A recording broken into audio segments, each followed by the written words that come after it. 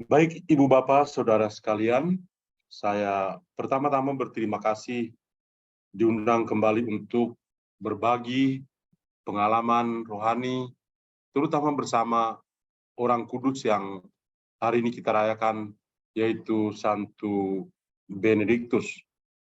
Sosok yang memang punya peran yang sangat besar di dalam sejarah hidup membiara atau dalam perkembangan hidup bakti di seluruh dunia.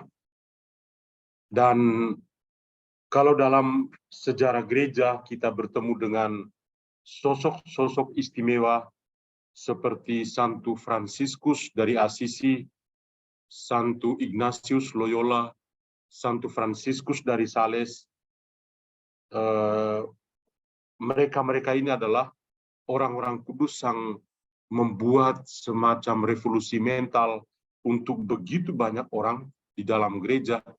Bahkan kemudian Santo Yohanes dari Salib, Santa Teresia dari Avila, ya, orang-orang kudus punya nama besar yang punya peran untuk membawa kiblat gereja ke jalan yang benar. Dan jauh sebelumnya, Santo Benediktus adalah sosok yang luar biasa sebelum orang-orang kudus modern ini tampil. Maka saya malam hari ini akan berusaha untuk membantu kita berefleksi tentang revolusi mental yang dibuat oleh Santo Benediktus dalam konteks sejarah gereja, khususnya dalam perkembangan hidup membiara, dan dampaknya dalam keluarga-keluarga Kristiani. Saya akan membagikan bahan-bahannya seperti ini.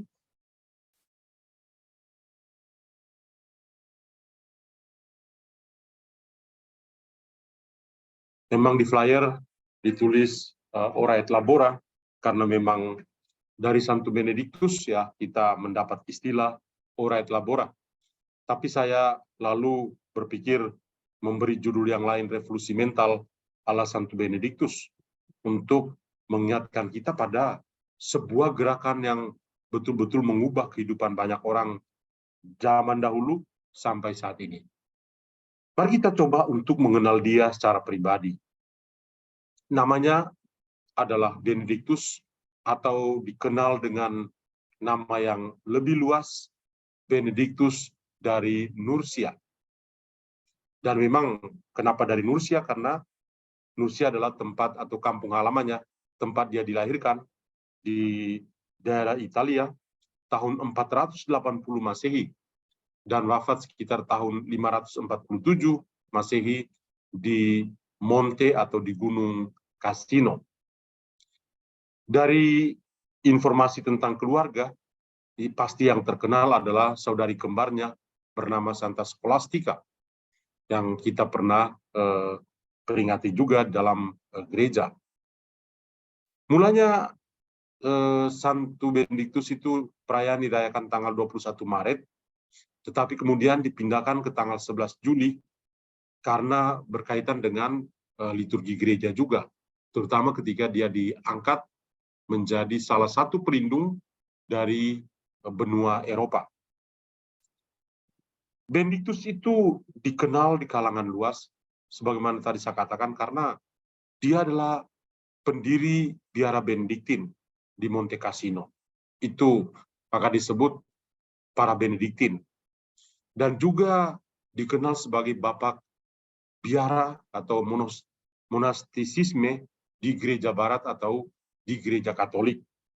Dia terkenal itu karena tadinya memang orang ketika dalam sejarah hidup bakti atau sejarah hidup membiara, orang itu melihat masing-masing pergi ke padang gurun, bertapa di sana sendiri-sendiri, ya, berdoa, bekerja sendiri, tapi belum ada satu aturan yang mengikat semuanya.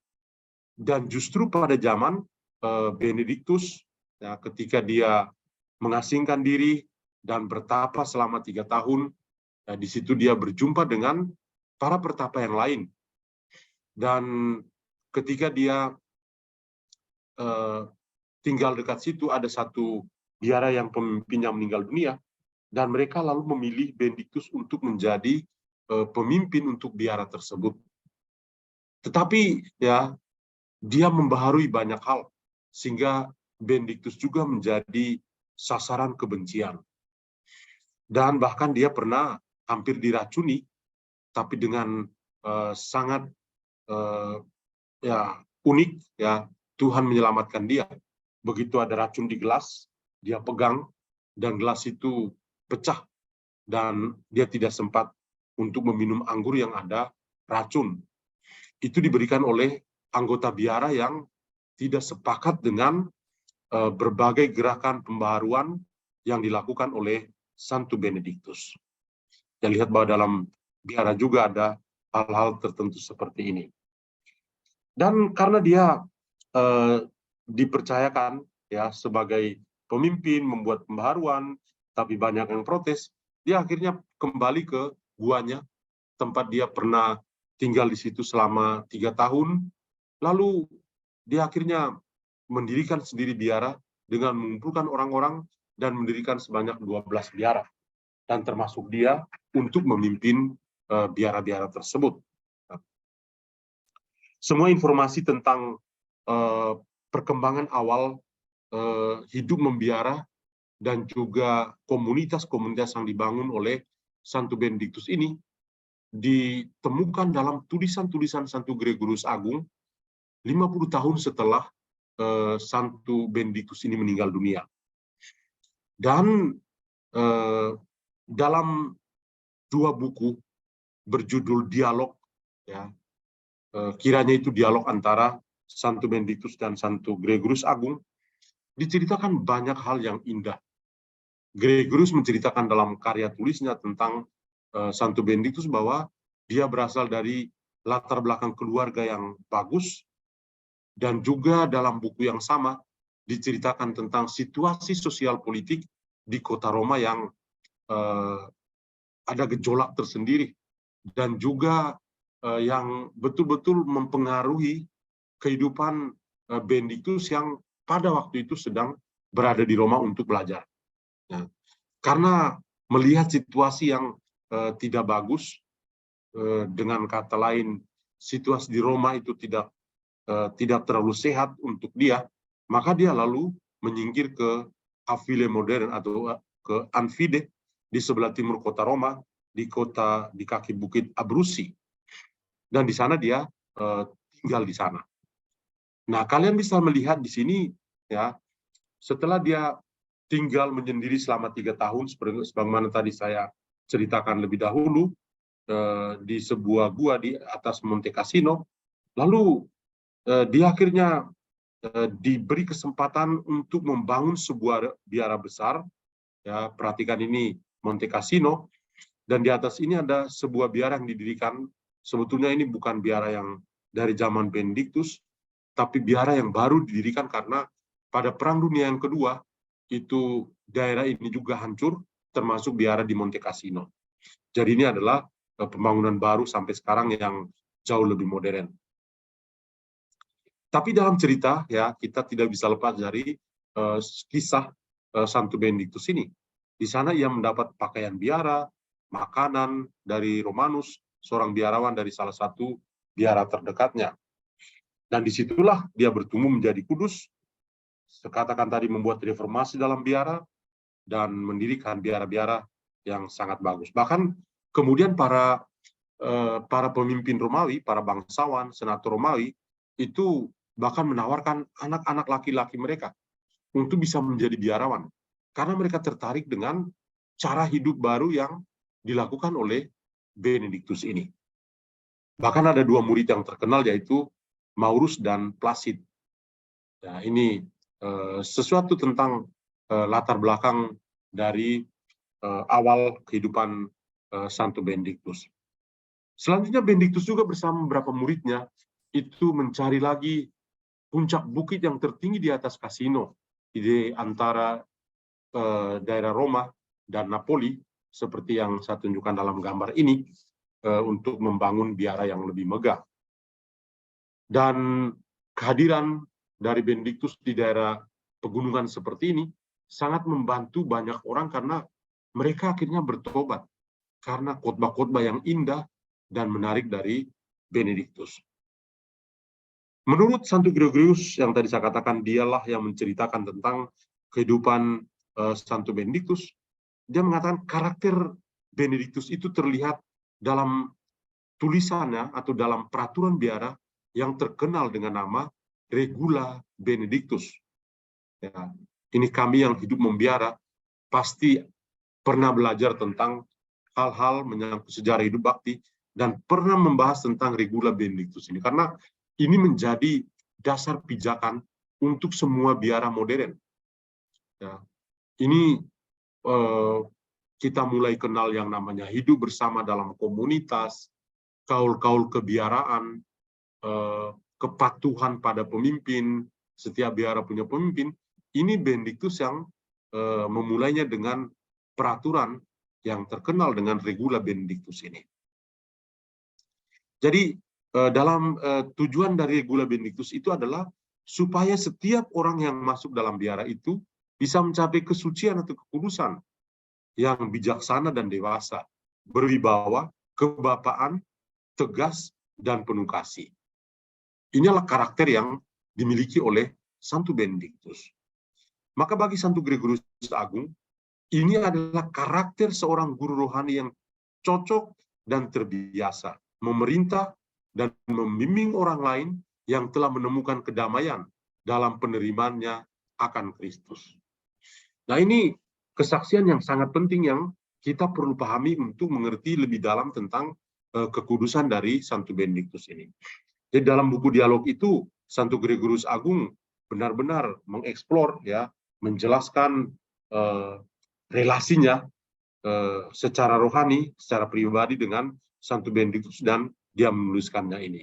Benediktus itu dengan regulanya itu bertujuan untuk mencapai kekudusan, tapi dia juga sosok yang bijaksana, dewasa, berwibawa, kebapaan, tegas dalam arti punya disiplin, tapi penuh kasih kepada semua orang. Gitu. Ini sangat indah. Kita perlu mengenal karakter dia untuk bisa mengerti kira-kira apa yang dilakukan dalam sejarah hidup bakti.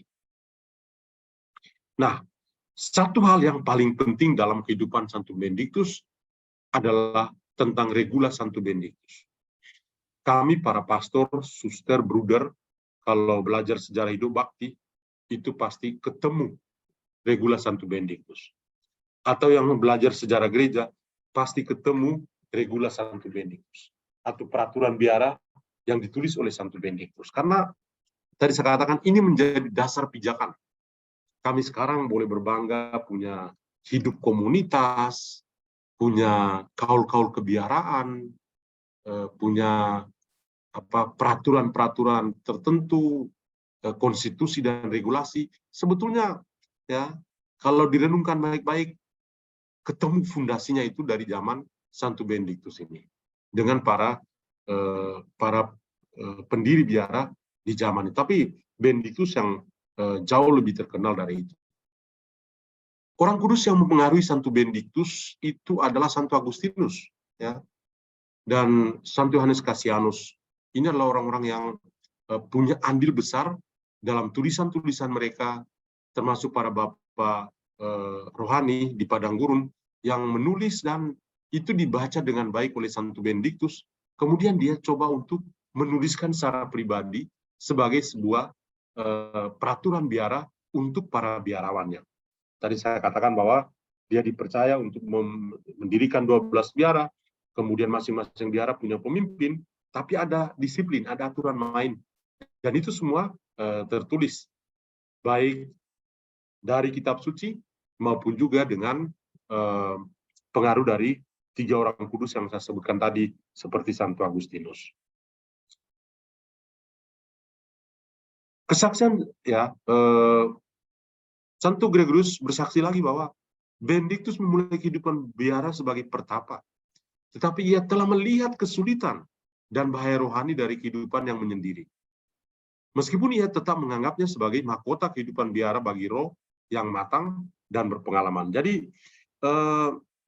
memang hidup bertapa itu banyak pertapa. ya, termasuk Benediktus juga seorang pertapa, tapi dia sudah tahu kesulitannya. Kalau sebagai pertapa tanpa ada peraturan tertentu, wah itu tidak akan maju juga. Maka meskipun sebagai pertapa, sekalipun harus ada peraturan tertentu. Karena bahaya rohani dari kehidupan menyendiri sebagai pertapa, itu selalu ada. Selalu ada godaan dari roh-roh jahat, bisa jadi. Ya.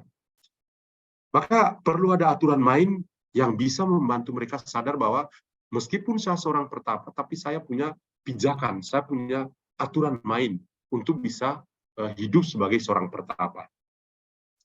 Maka peraturannya itu berkaitan dengan kehidupan yang dihabiskan sepenuhnya di dalam komunitas. Ya. Jadi meskipun mereka tinggal sendiri-sendiri di guanya, tapi pada saat tertentu mereka harus berkumpul bersama dan berdoa bersama, bekerja, ya, dan lain sebagainya. Maka ya dikatakan bahwa Regula Santo Benediktus itu berkaitan dengan kehidupan yang dihabiskan sepenuhnya dalam komunitas.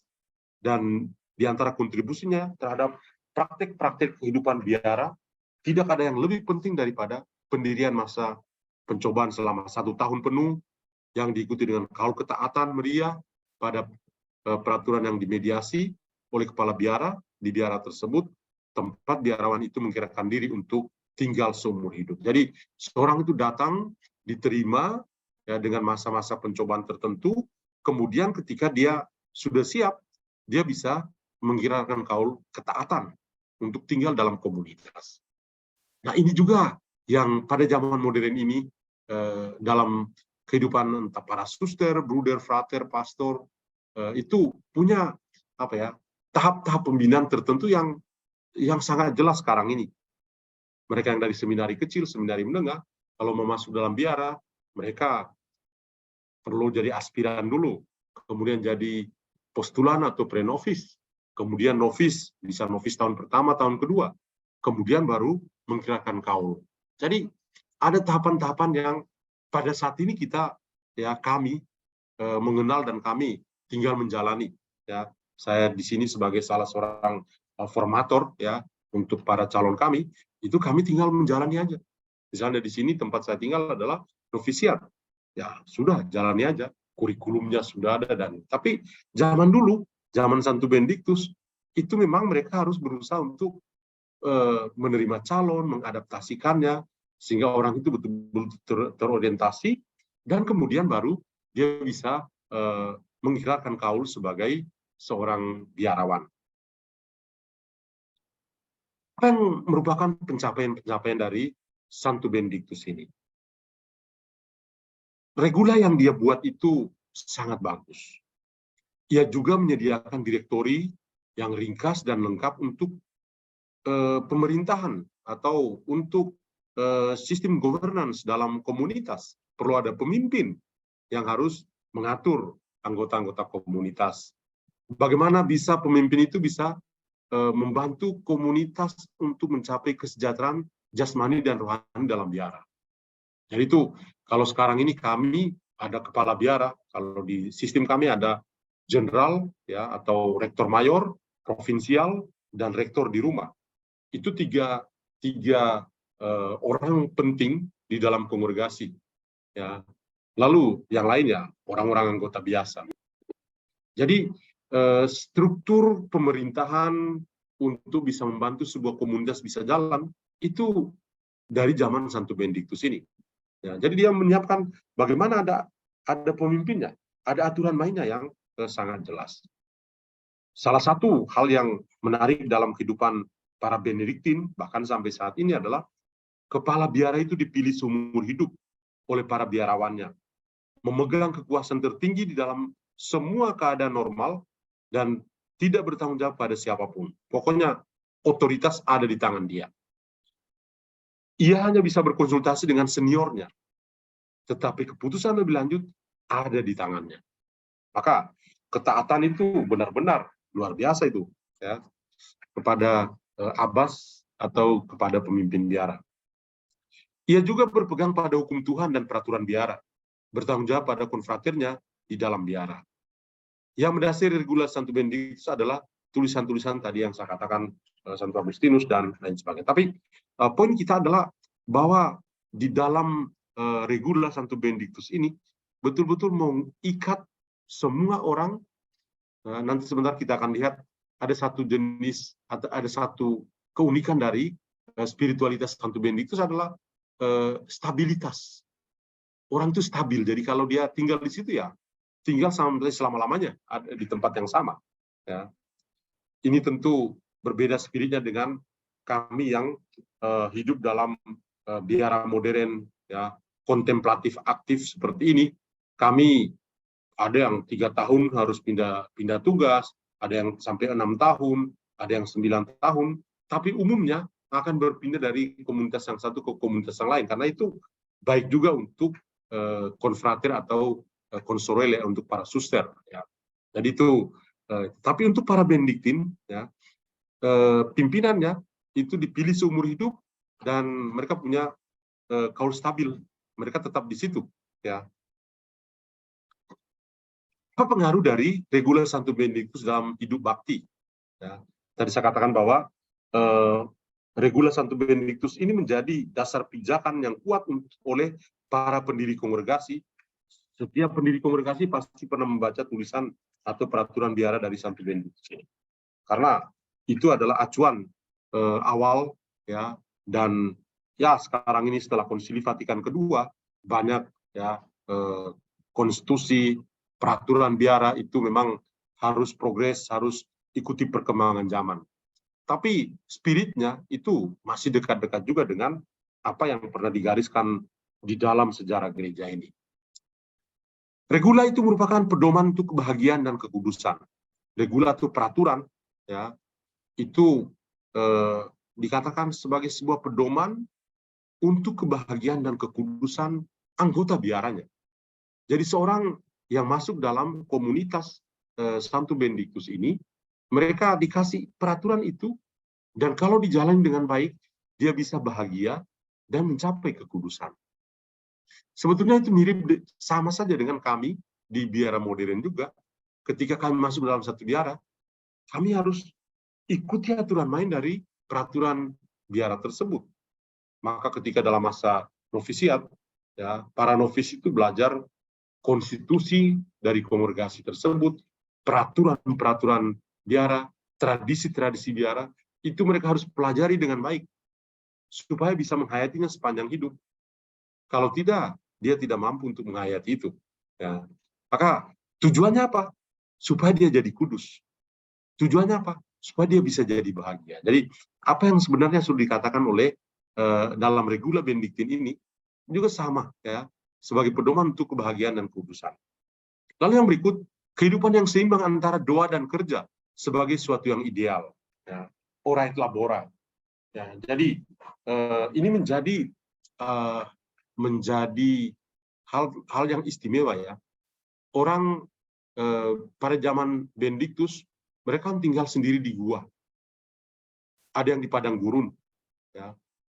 Mereka tinggal untuk apa? Mereka mau menjadi kudus. Dan apa yang harus mereka lakukan? Mereka berdoa. Tapi hanya berdoa? Tidak. Mereka juga punya kerja manual. Mereka juga harus bekerja, mendapatkan sesuatu supaya bisa menopang kehidupannya. Ya, apalagi menyendiri di padang gurun atau menyendiri dalam gua. Siapa yang akan kasih makan? Ya. Tadi memang Benedictus dalam 3 tahun itu disupport oleh Romanus, ya. Tetapi bagaimana dengan yang lain? Ya, maka doa dan kerja. Itu pun Benedictus mengatakan harus seimbang, balance. Ya. Jadi kehidupan ini antara doa. Tidak bisa hanya doa tanpa ada kerja. Kamu makan apa? Ya. Atau kerja tanpa doa. Lalu untuk apa Anda dalam biara? Ya, itu. Jadi dua-duanya harus bekerja. Kadang-kadang kalau ini kan ora et labora. Ada istilah lain dalam bahasa Latin, mereka sebut lavorare est orare. Bekerja adalah sebuah doa. Kadang-kadang itu menjadi sebuah pelarian dari orang-orang tertentu yang menjadi workaholic. Workaholic itu seperti alkoholik itu, orang yang kecanduan kerja. Kecanduan kerja sampai lupa berdoa. Itu juga kurang bagus. Ya, maka senang sekali karena Santo Benediktus sudah menggariskan dari awal, ora et labora, bukan laborare es orare. Bekerja adalah sebuah doa. Kemudian dalam aspek doa, ini Benediktus sangat terkenal. Ya. Aspek doa itu penting. Dia katakan doa itu adalah opus Dei, sebuah karya Allah. Dan apa yang didoakan? Mazmur-mazmur dibacakan bersama, ada juga Lectio Divina, pembacaan refleksi kitab suci, di mana firman Allah menjadi pusat kehidupan dalam biara. Nah, dari zaman Benediktus ini, kita kenal yang namanya Divine Office, atau ofisi ilahi, atau kalau kami, ofisi ilahi itu untuk kami para tertabis, para diakon, para pastor dan uskup, kami itu dalam ibadat harian kami, kami sebut ofisi ilahi. Itu ada 5 waktu. Ada ibadat bacaannya, ibadat paginya, ibadat siang itu sebetulnya ada 3, kami pilih 1. Kemudian ada ibadat sore dan ibadat sebelum tidur disebut kompletas. Dulu itu 7 waktu. Jadi ibadat siang ada 3 harus didoakan semua. Ya, jam 9, jam 12, dan jam 1. Jam 3 itu harus didoakan. Tapi sekarang sudah lebih lunak. Kami siang hari dikasih 1 aja, pilih. Mau yang jam 9 boleh, jam 12 boleh, atau jam 3 boleh. Jadinya kami berdoa 5 waktu. Ya. Itu disebut Divine Office atau ofisi lain.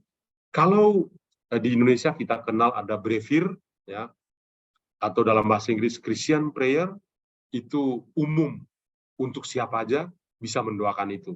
Maka brevirnya itu beda. Kalau brevir untuk orang-orang awam, orang-orang biasa disebut Christian prayer. Kalau kami, ya, karena di komunitas saya kami berdoa dalam bahasa Inggris, ya, maka yang khusus untuk kami para imam, itu kami punya 4 jilid buku. 4 buku namanya Divine Office. Kalau Christian prayer hanya 1. Kalau dalam edisi Indonesia hanya 1 brevir yang dijual di obor atau di tempat-tempat yang lain. Atau sekarang ada buku-buku, ada brevir harian lewat online di e-Katolik juga ada, dan lain sebagainya. Tapi dasarnya itu, ya, itu dari zaman Santo Benediktus. Dia katakan doa itu sebagai sebuah opus Dei. Kemudian satu lagi, ya, jadi kalian lihat ini, hal yang penting dari regula adalah, regula itu penting untuk kebahagiaan dan kekudusan. Yang kedua, doa dan kerja. Yang ketiga, ya, doa sebagai opus Dei. Yang berikut, hidup berkomunitas. Ini Santo Benediktus sangat tekankan. Hidup berkomunitas dan saling menerima satu sama lain. Dan dikatakan harus melihat Kristus dalam diri sesama. Orang kudus modern seperti Santa Teresia dari Kalkuta sering mengulangi hal yang sama. Melihat wajah Kristus dalam diri orang-orang miskin. Itu sebetulnya bukan hal baru itu. Itu sudah didahului oleh Santo Benediktus. Maka dalam spirit komunitas itu penting sekali. Ini bukan sebetulnya sih bukan hal yang baru oleh Benediktus juga, karena dalam semangat gereja perdana juga ada semangat cor unum et anima una, atau hati sejiwa. Tapi dalam hidup berkomunitas, ya, orang harus menerima satu sama lain dan melihat sesama sebagai Kristus, ya, yang ada di sekitar kita. Dan itu kami amini. Kami yang hidup dalam biara atau dalam hidup bakti, kami mengamini ini. Karena kami bertemu dengan konfrater kami, sama saudara atau para suster, bertemu dengan para suster lain, itu kita ketemu waktu dewasa dalam biara. Dibentuk bersama-sama, menggerakkan kaul bersama, karya dalam spiritualitas yang sama. Ya. Maka hidup komunitas menjadi sangat penting. Ya. Kami para Salesian misalnya, wah, semuanya harus bersama komunitas, tidak bisa sendiri-sendiri. Ya. Dan saya misalnya sebagai Salesian, saya merasa bahagia sekali tuh. Saya merasa kalau saya jadi projo, mungkin saya tidak cocok menjadi seorang imam projo karena tinggal sendirian. Waduh, gimana ya? Ya, tapi sebagai seorang Salesian, saya tinggal dalam biara bersama semua konfrater. Jadi selalu ada dialog terus-menerus, saling meneguhkan dan lain sebagainya. Maka ini prinsip hidup komunitas sangat penting. Lalu tadi saya singgung juga stabilitas. Stabilitas berarti bahwa biarawan-biarawati berjanji untuk berkomitmen seumur hidup pada komunitas tertentu. Jadi saya katakan, kalau dalam Benediktin seperti ini, ada stabilitas. Kalau untuk tetap tinggal di tempat. Bayangin kalau sampai usia 90 di satu tempat saja, ya, kasihan banget juga ya. Kalau kami setiap 3 atau 6 tahun sudah bisa pindah ya, ke tempat baru.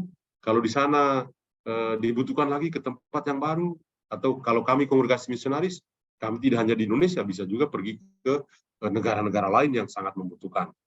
Tapi kalau yang ini stabilitas, sekali you kau di situ, sampai mati di situ.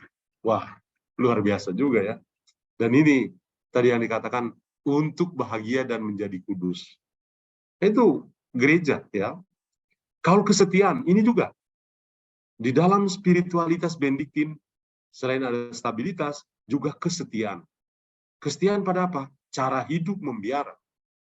Kesetiaan pada cara hidup membiara. Kemudian ketaatan pada pimpinan biara. Pimpinan biara itu otoritasnya penuh, tapi dilakukan dengan penuh belas kasih. Kemudian ada keramat tamahan, dikatakan, hendaklah setiap orang yang datang diterima sebagai Kristus yang datang ke rumahmu. Ya, jadi itu spirit yang dimiliki.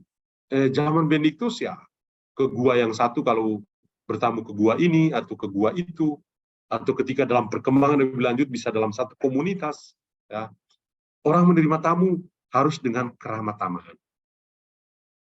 Kemudian ada pengurusan barang komunitas, ya, merawat dan menghormati benda-benda material seperti bejana di altar. Jadi semua barang yang dimiliki oleh biara itu harus diperhatikan, sama seperti orang memperhatikan altar.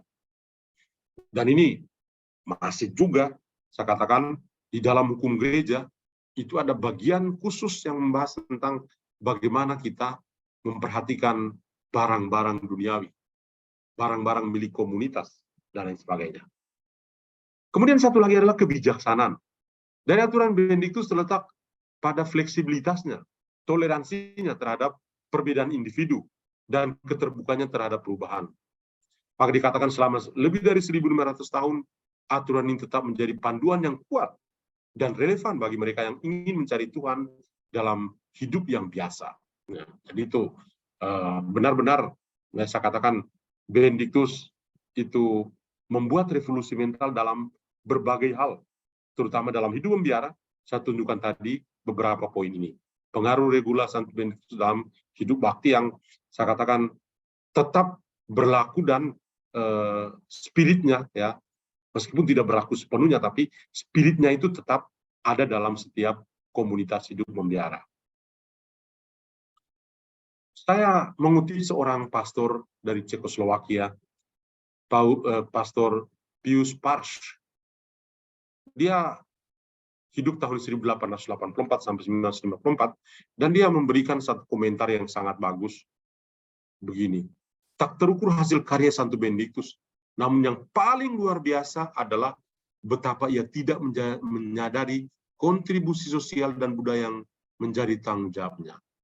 Merupakan ciri khas kebesaran sejati untuk melakukan hal besar secara diam-diam, didorong oleh cita-cita yang rendah hati dan murni, dan menyerahkan peningkatannya kepada Tuhan yang memberkati 100 kali lipat. Aturan Santo Benediktus bagi para biarawan telah menciptakan zaman, tetapi menjadi pedoman yang pasti bagi kekudusan di zaman apapun. Tadi saya katakan, kami yang biara modern saja masih mengambil spirit tertentu dari Santo Benediktus ini. Maka ini adalah jalan kekudusan bagi kami. Selain itu dalam regula juga, ya, ada hal lain menyangkut doa dan liturgi. Saya mengambil kesaksian Pastor Parsch lagi. Santo Benediktus mendirikan sebuah ordo yang terkenal karena pengabdiannya pada liturgi. Kalimat kunci dalam programnya berbunyi, tidak mengutamakan apapun daripada karya Allah atau Opus Dei. Liturgi merupakan geliat dalam hidupnya. Opus Dei sendiri adalah ibadah komunal atau ibadat bersama dalam liturgi yang terdiri dari mendoakan mazmur-mazmur, tadi saya sudah jelaskan tentang brevir, juga divine office itu, mendoakan mazmur sepanjang hari. Sebelum Benediktus, para religius itu secara teratur mendoakan mazmur yang terdiri 150 itu didoakan semuanya. Dalam brevir-brevir modern itu ada pilihan-pilihan ya, untuk 4 pekan, dan masing-masing pekan ada mazmur, ada kidung, dan lain sebagainya. Jadi dari situ ya Santo Benediktus itu dikenal sebagai pencipta brevir atau pencipta ibadat harian untuk para biarawan. Ada juga ajaran-ajaran yang menarik dari Santo Benediktus, terutama tadi juga kita lihat tentang kerendahan hati. Ada sekurang-kurangnya 12 poin penting, saya tampilkan di sini, jalan-jalan kerendahan hati menurut Santo Benediktus. Yang pertama, takut akan Allah. Takut dalam konteks ini dapat diterjemahkan sebagai kekaguman atau rasa kebesaran Allah.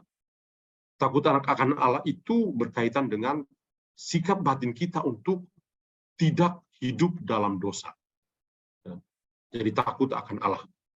Takut dalam konteks kagum akan kebesaran dari Allah, tapi juga perasaan batin kita untuk kalau mau mendekat dengan Allah, pasti kita tidak mau hidup dalam dosa. Itu. Yang kedua, jalan kerendahan hati yang kedua adalah keinginan untuk mentaati Allah dan mentaati perintah-perintahnya. Kita mentaati Allah, mentaati juga segala perintahnya. Di mana kita temukan itu? Di dalam kitab suci. Kenapa? Dalam spiritualitas Benediktin, kitab suci itu penting dibaca dan direnungkan. Tadi kita sudah lihat. Yang ketiga, taat kepada mereka yang memiliki otoritas atas kita. Jalan kerendahan hati yang satu ini adalah, kalau mau jadi biarawan, you harus taat. Taat pada siapa? Pada pimpinan. Di dalam peraturan biara kami, juga dalam spirit Konsili Vatikan kedua, dikatakan para pimpinan di dalam biara adalah penafsir kehendak Allah hari demi hari. Mereka lah yang menafsirkan kehendak Allah. Ya, kadang-kadang keliru juga kehendak Allah. Itu sangat manusiawi. Tapi ya, pada prinsipnya seorang pemimpin di dalam biara, kalau kami sebut itu sebagai rektor provinsial atau rektor mayor, atau orang lebih sebut piko atau provinsial dan lain sebagainya, mereka itu punya otoritas. Maka kita perlu taat. Kami itu taat. Meskipun mungkin rektor dan provinsial itu saya tidak memilih dia, tapi saya tidak akan mengatakan, wah, saya nggak pilih jadi saya nggak usah taat. Biarin aja. Kamu yang pilih, kamu yang taat lah. Saya nggak usah. Nggak bisa. Biarpun orang lain yang memilih dia, tapi karena dia sudah dilantik dan diteguhkan oleh pimpinan umum di Roma, maka harus taat. Jadi, itu butuh kerendahan hati. Kalau tidak bisa melakukannya.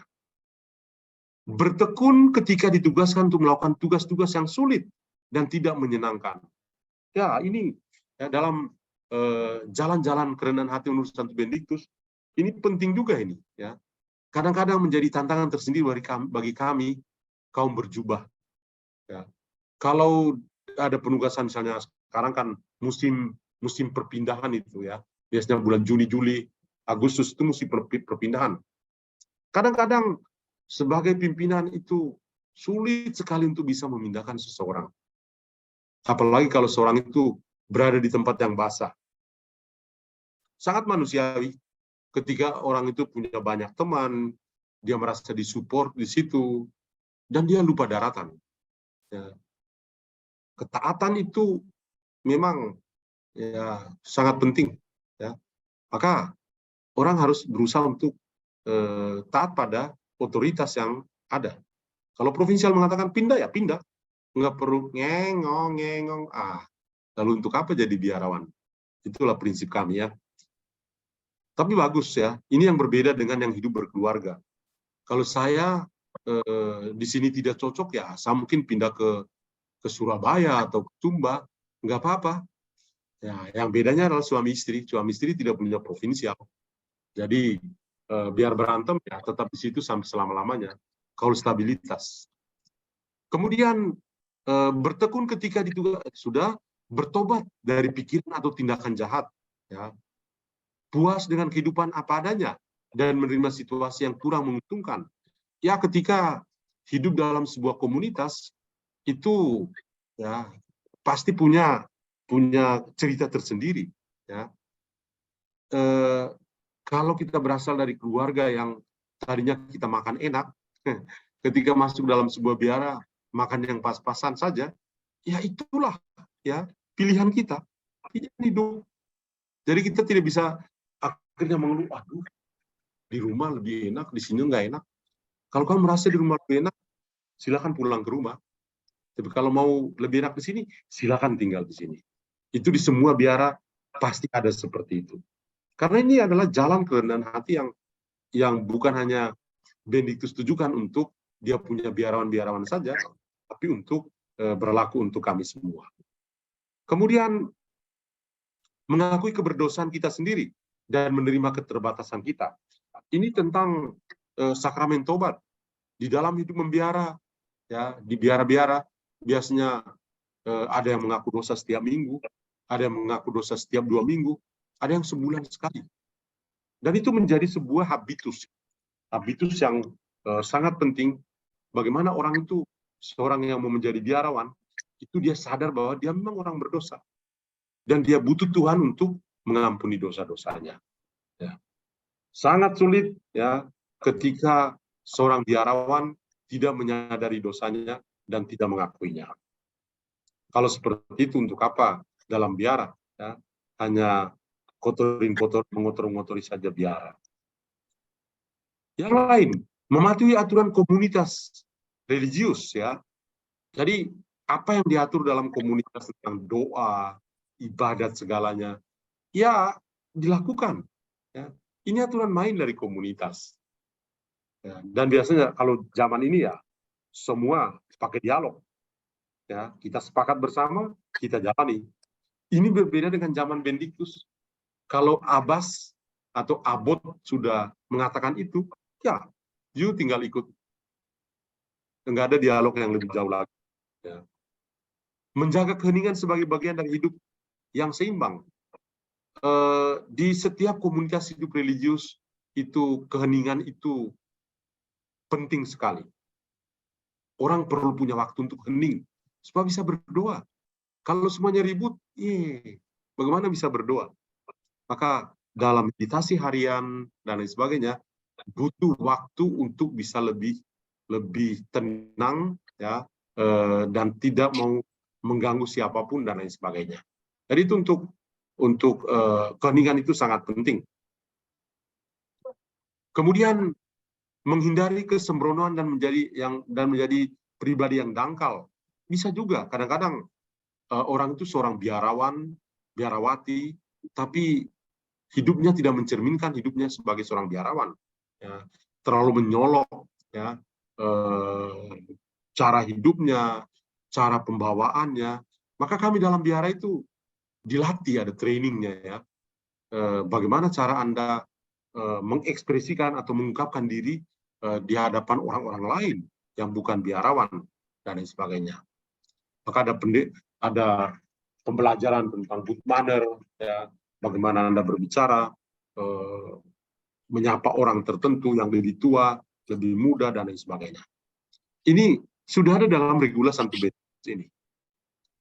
Berbicara dengan lembut, dengan kata-kata yang dipilih dengan baik.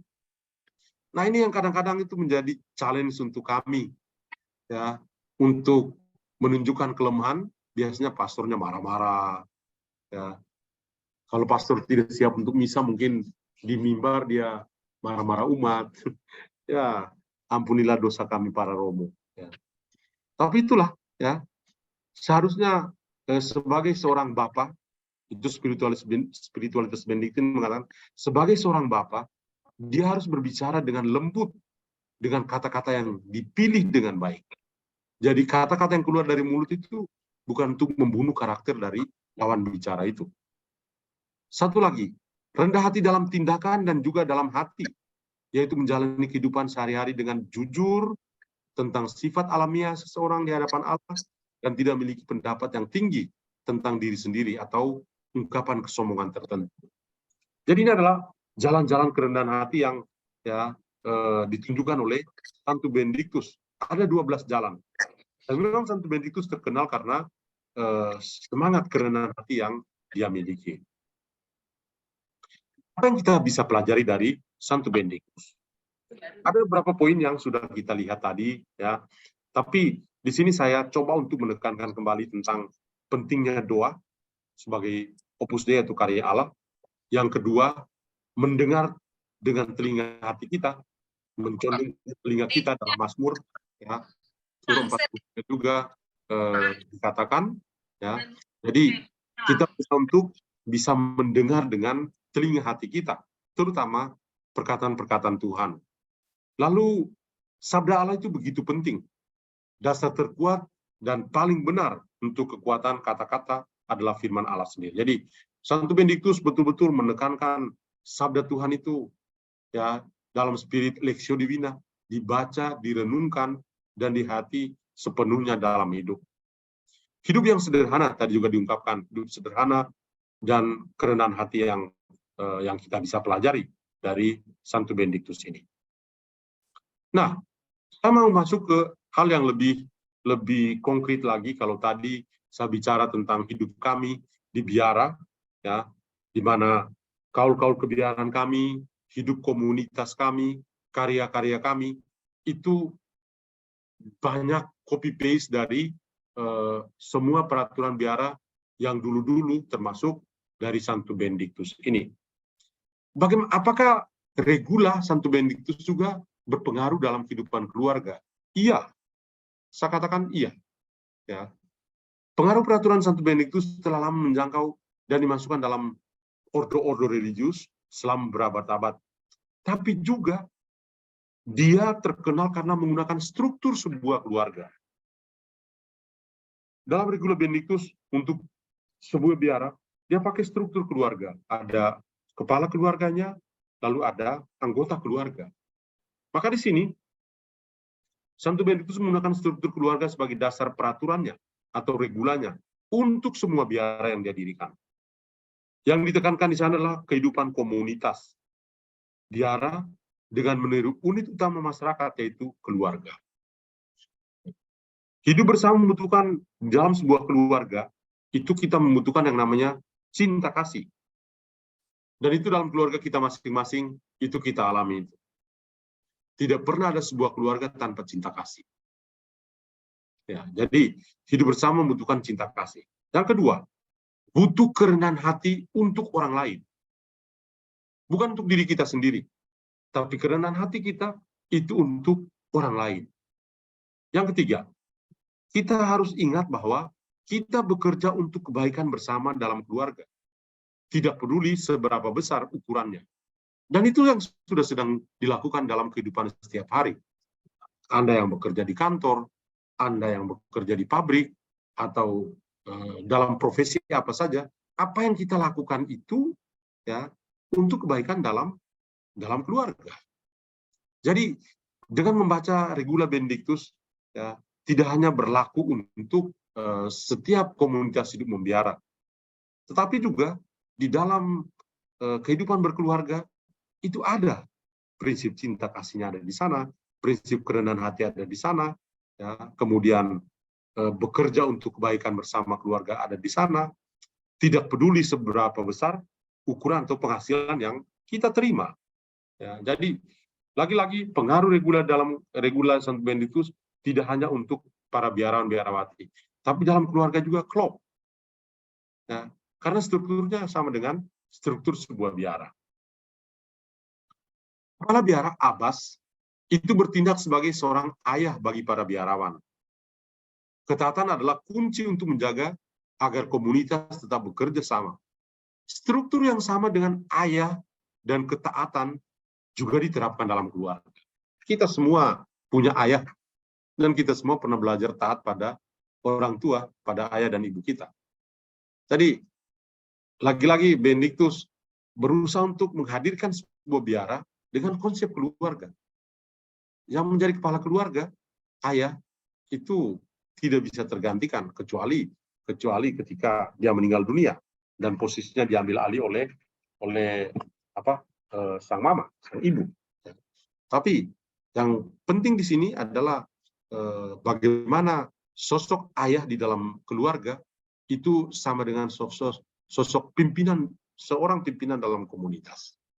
Jadi bagi kami ketika membaca seperti ini, benar-benar menjadi sebuah evaluasi. Ya. Bagaimana kami harus berusaha untuk menjadi ayah, menjadi bapak yang baik. Maka refleksi pribadinya adalah, ya kadang-kadang sebagai seorang Romo, ya mungkin di dalam peran Ekaristi, sempat kesel, marah-marah juga, bersungut-sungut, ya itu sangat manusiawi. Tapi apakah menjadi Romo untuk bersungut-sungut atau untuk marah-marah? Kalau untuk marah-marah mungkin bukan tempatnya itu. Ya. Jadi yang penting di sini adalah kebapaan. Sebagai seorang pastor dipanggil Father, Padre, Don, Romo, itu adalah bapak. Kenapa? Karena saya melakukan tugas kebapaan sebagai seorang imam untuk umat Allah. Hal yang sama juga dilakukan oleh para ayah di dalam keluarga. Jadi dia menunjukkan tugas dan tanggung jawabnya. Yang kedua, motto Benediktin adalah Ora et Labora. Ini yang seharusnya menjadi tema kita. Yang ketiga, Benediktus mengedepankan Opus Dei, tetapi kemudian doa diikuti dengan kerja komunal dan intelektual. Jadi tidak hanya sekedar berdoa bersama, berofisi bersama, atau mendoakan ofisi ilahi bersama. Tapi doa itu harus diikuti dengan kerja komunal, bekerja bersama di dalam komunitas. Perencanaannya, sampai actionnya, dan evaluasinya, itu harus dilakukan. Dan ini bukan hal yang baru. Benediktus juga sudah mulai. Dan juga, tentu bukan hanya untuk kami dalam biara, tapi dalam keluarga juga. Ya. Dalam keluarga juga ada kepala keluarga. Maka Santo Paulus mengatakan, hai istri, taatlah pada suamimu. Dan lain sebagainya. Benediktus mengedepankan Opus Dei, tapi kemudian doa diikuti dengan pekerjaan komunal ini. Ya. Jadi kerja bersama, ya itu penting sekali. Tapi juga kerja secara intelektual. Kerja kantoran. Di dalam kantor orang butuh lebih banyak otak yang harus bekerja. Dan itu menjadi pengalaman-pengalaman kita juga dalam kehidupan berkeluarga. Saya masuk ke topik bagian terakhir dari ini adalah Santo Benediktus, kehidupan devosional kita. Ada yang terkenal di sini, ada salib dan medali Santo Benediktus, ya terkenal secara biasa saja. Nanti bisa dibaca. Semua pasti sudah punya medali seperti ini, ya dan lain sebagainya. Ya, ada arti-arti tertentu dari medali Santo Benediktus, ada semua di sini. Dan ini yang boleh dikatakan sebagai sebuah warisan rohani dari Santo Benediktus yang dipegang teguh sampai saat ini, yaitu medali dari Santo Benediktus ini. Maka refleksi kita untuk mengenang Santo Benediktus ini adalah Santo Benediktus pada zamannya sampai saat ini telah membuat revolusi mental dari hidupnya sebagai orang kaya raya, tapi rela memilih menjadi miskin dan berpasrah kepada Allah.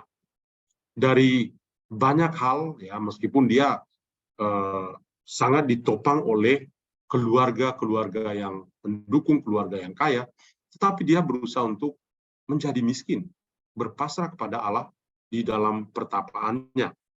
Maka dia mengedukasi kita untuk bisa berdoa, bisa bekerja dan hidup bersama sebagai saudara dalam sebuah aturan tertentu untuk berdisiplin dalam hidup. Ini kiranya beberapa poin yang saya bisa bagikan kepada kita semua tentang Santo Benediktus. Maka memang Benediktus, ya, kalau kita mau lihat baik-baik, benar-benar sosok yang luar biasa, sosok yang menginspirasi karena dia tidak hanya hidup pada zamannya, tapi ternyata dia pemikiran-pemikirannya, spiritualitasnya berpengaruh luas di dalam gereja, terutama dalam hidup bakti sampai saat ini. Sekian dan terima kasih. Terima kasih Pastor John Laba. Ya. Dan pada malam hari ini membuat kita semakin mengenal Santo Benedictus. Boleh saya meringkas poin-poin penting dari perenungan pada malam hari ini ya, Pastor John? Ya. Revolusi mental Santo Benedictus yang pada hari ini 11 Juli kita memperingati Santo Benedictus. Judul hari ini adalah Ora et Labora, tapi Pastor John Laba mengambil dari Santo Benedictus yang gerakannya yang mengubah hidup banyak orang dari dulu sampai pada saat ini. Dan karakter dari Santo Benedictus yang terlihat dari peraturan-peraturan yang dikenal dengan Regula Benedictus yang bertujuan untuk mencapai kesucian yang bijaksana dan dewasa. Dan pengaruh regula yang menjadi spirit bagi kaum biarawan-biarawati, bukan hanya bagi kaum biarawan-biarawati, tetapi juga kita yang berkeluarga, di mana regulasi Benedictus merupakan pedoman untuk menuju kebahagiaan dan kekudusan. Yang dapat kita pelajari dari Santo Benedictus adalah pengaruh regula Santo Benedictus bukan hanya bagi biarawan-biarawati dan untuk bagi keluarga hidup bersama dalam keluarga, di mana di dalam keluarga ada cinta kasih, kerendahan hati untuk orang lain, bekerja untuk kebaikan bersama di dalam keluarga, tidak peduli seberapa besar pengorbanan di dalam keluarga. Dan ora et labora, doa yang diikuti dengan bekerja. Ini yang bisa saya ambil poin-poin penting dari Pastor John Laba pada perenungan pada malam hari ini. Terima kasih Pastor John Laba. Perenungan semakin mengenal Santo Benedictus yang menjadi bukan hanya untuk biarawan-biarawati, tapi untuk kami yang berkeluarga. Ya, betul sekali. Ya.